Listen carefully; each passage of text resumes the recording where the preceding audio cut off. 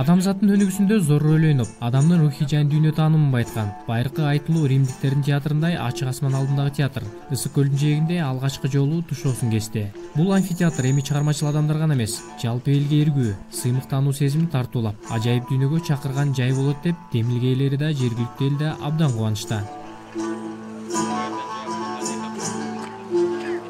Анткени Ысык көлдүн ушул жээгин ээлеп жаткан чоң таштарды өзгөчө формада жээп туруп, Аскар Салымбеков менен Ташкул Керексизов элди руханий жактан байыткан жайга айлантышты. Көрбөдүңөр келетканда канча таш, ал чекеси эле.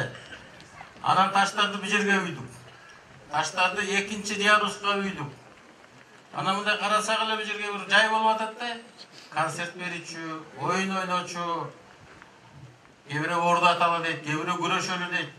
Кээ бирөө бул жерге концерт артисттерди чакыралы дейт.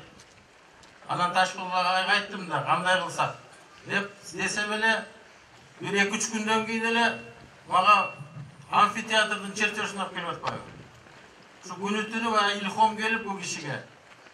Амфитеатрды көрсөткөндө эле просто мондай эле бир эме болду да, бир ачылыш, прозрение болуп кетти. Давай байке кеттик дедик. Анан мынакей ушуну 3 айдын ичинде бүтүрдүк. О жерге таштарды үйдүк. Таштардын үстүнө мынакей. Таштардын үстүнө отурасың, көлдөн чыккан ушул жерде турганы.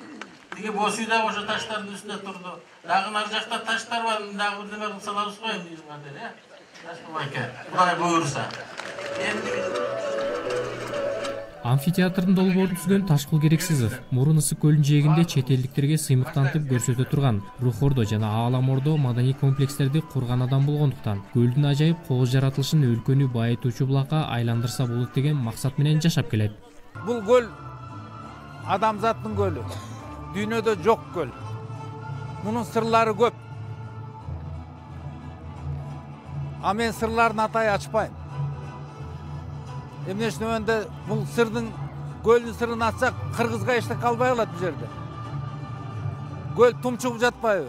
Карабайсыңар, бул проспект Ленин эмес да. Үй эле кое берген, коттедждерди кое берген. Бул идея кайдан чыкты деген? Идея эчеге эле чыккан. Бул ыйык көл, адамзаттын көлү, бул жерде болуш керек. Дүйнөдө жок нерселер гана. Мына Рухордону көргөнсүңөр, Ааламордону буюрса кийинки жылы баштайм. Бул жерде Манас айта турган ордосу болот. Сиздер идеяны сурайсыздар. Идея жок, идея ушул. Дүйнөдө жок көл. Ол бөйрөгүм түндүк болсо, сол бөйрөгүм түштүгүм.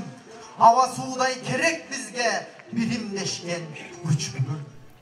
Ачык асман алдындагы амфитеатрда кыргыз элинин гана эмес, жалпы дүйнө элдеринин улуу чыгармалар коюлуп, жергиликтүү чыгармачыл адамдардын да эргүүсүн арттырууга жаратылыш өзү шарт түзүп тургандай. Ошол шартты пайдалануу менен дооматын эч кимге артпай жана жарыя кылбай эле эл үчүн жазап берген түзүүчүлөргө маданият өкүлдөрү чексиз ыраазы.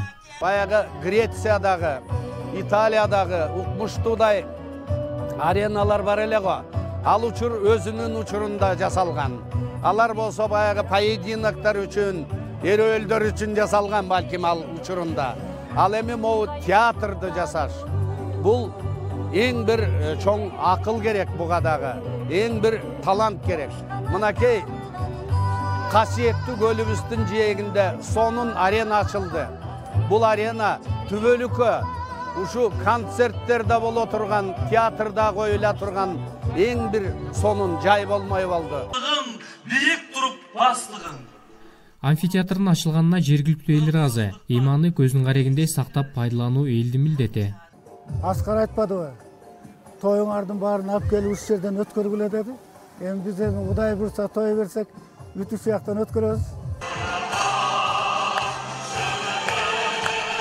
Постери айылынын күнчыгыш жагында жайгашкан амфитеатр 1000 кишиге ылайыкталган. Эми 2 жылда бир өткөрүлчү дүйнөлүк көчмөлөр оюндарынын айрым улуттук оюндарын ушул жерде ойнотуу пландалууда. Театрды бойлото курулган Кыргыздын улуттук боз үйлөрүндө эс алууга келген коноктор жатып, чоң боз үйдө тамактана алышат. Боз үйлөрдүн ички жасалгасы катары Кыргыздын улуу инсандары Чыңгыз Айтматов менен Саякбай Каралаевдин сүрөттөрү жана театрды курган Аскар Салымбековдун ата-энеси Жубайы Гүлмира менен түшкөн сүрөттөр да илинген. Асей Мадамбеков, Азаттык, Ысык көл облусу.